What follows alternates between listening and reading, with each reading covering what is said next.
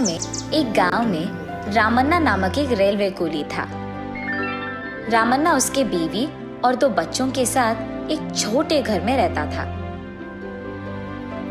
वो रोज की वेतन के लिए रेलवे स्टेशन में सूटकेस और बैग्स को उठाता था।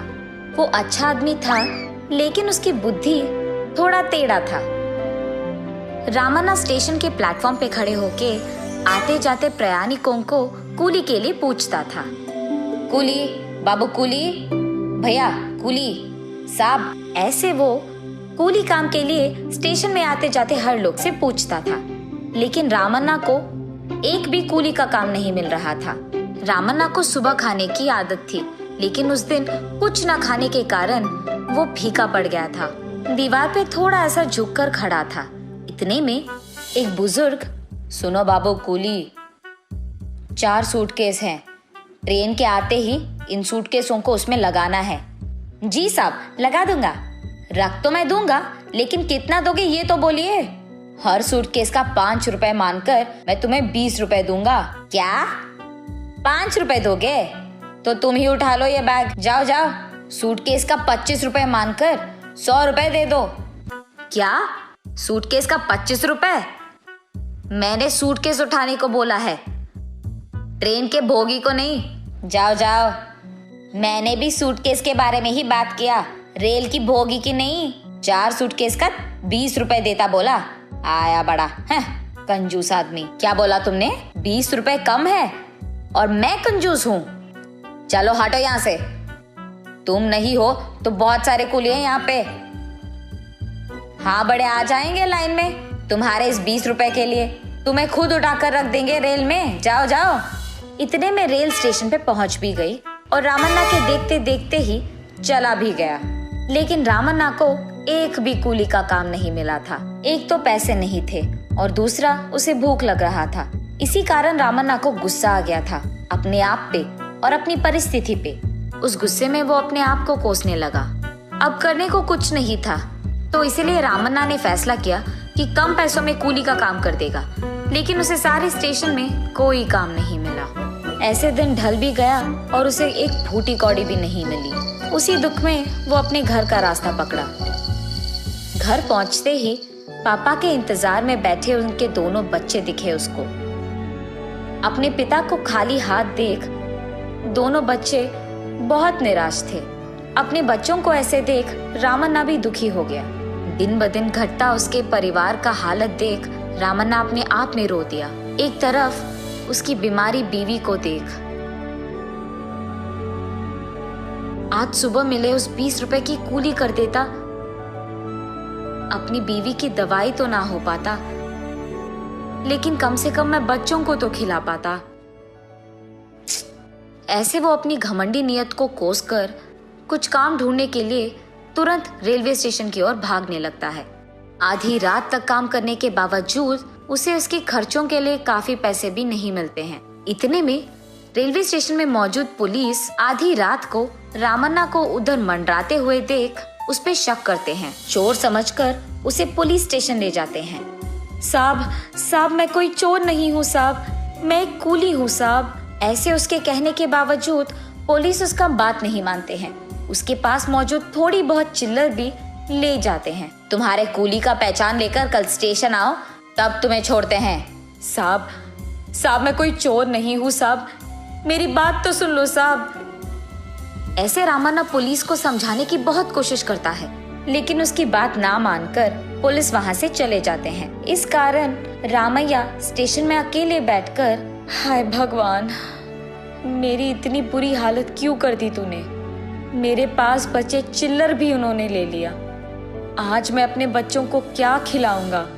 ये सब सोचते हुए निराश होकर रामैया स्टेशन में चलते जाता है। इतने में रेलवे पे खड़े एक ट्रेन में से एक प्रयाणी उनके खाने के बाद बचे हुए खाने को रामैया को देते हैं। उस खाने को लेकर रामैया खुशी खुशी अपने घर की ओर बढ़ता है। घर पहुंचते ही अपने बच्चों को इंतजार करते हुए देख रामन्ना जल्दी जल्दी उनके पास जाकर उस खाने का कवर खोलकर उसमें बचे रोटी को उन दोनों में बांट देता है। रामन्ना का छोटा बेटा उसके दिए हुए रोटी को जल्दी खाकर, पापा भूख लग रही पापा भूख लग रही है, ऐसे कहता है।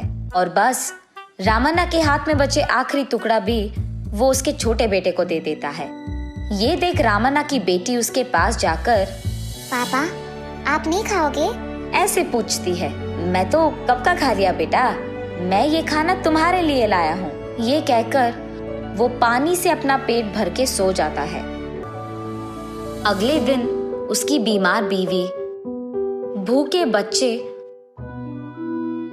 गरीब हालत के बारे में सोचते हुए, भगवान की कृपा से अगर आज कुछ काम मिला तो अपनी बीवी के लिए दवाई, बच्चों के लिए खाना ले जाऊंगा। इसी सोच के दुख में वो स्टेशन की ओर बढ़ता है। आज रामन्ना घमंडी ना होकर जितना भी काम मिले सारा कर देता है। दिन ढलते ही वो कुछ पैसे कमा लेता है। चलो आज कुछ तो पैसे मिले, ऐसे सोचते हुए वो उसके घर जाने के लिए स्टेशन से बाहर जाने लगता है। इतने में उसे स्टेशन के एक बेंच पे एक सूटकेस दिखता है। उस समय में स्टेशन में कोई रेल नहीं था, चारों ओर एक भी आदमी नहीं था। वो सोचने लगता है कि ये सूटकेस किसका हो सकता है। चारों ओर कोई ना दिखने के कारण वो सोचता है कि कोई उसका सूटकेस भूल गया होगा। इसीलिए उस सूटकेस को लेकर वो पुलिस स्टेशन जा पहुंचता है। जो पुलिस उससे कल रात पैसे लिए थे वो उसे वहां दिख जाते हैं। उनके पास जाकर, साहब मुझे ये सूटकेस स्टेशन में मिली है साहब, वहां कोई नहीं था, लगता है कोई भूल गया, आप ही इसको इसके मालिक के पास पहुंचा दीजिए साहब। उसके कारण पुलिस को समझ आता है कि ये चोर नहीं नेक इंसान है। ये देख उससे बोलते हैं, ठीक है तुम घर चले जाओ, हम इस सूटकेस को उसके मालिक तक पहुंचा देते हैं। ऐसे कहकर उसे वहां से भेज देते हैं।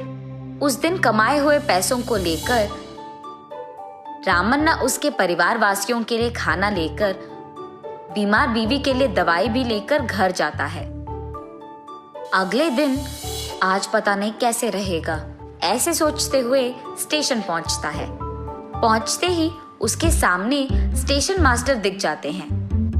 आ गए तुम, तुम्हारा ही इंतजार कर रहा था मैं। उनकी ये बातें सुनकर रामन्ना डर जाता है।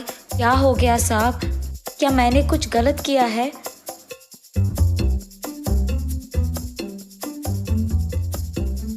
अरे रे, ऐसा कुछ नहीं है रामन्ना। कल रात के तुम्हारे अच्छे काम के लिए तुम्हें तोहफा मिला है। तुमने जो सूटकेस पुलिस लोगों को पहुंचाई थी वो एक अमीर आदमी का है। तुम्हारी अच्छाई की दाग देकर तुम्हारे लिए कुछ पैसे भिजवाया उन्होंने। हर अच्छे काम का प्रतिफल होता है। ये कहते हुए स्टेशन मास्टर रामन्ना को वो पैसे देता है। अच्छे काम करते हुए अपनी जिंदगी और जिम्मेदारी निभाओगे तो उसका प्रतिफल तुम्हें हमेशा मिलेगा।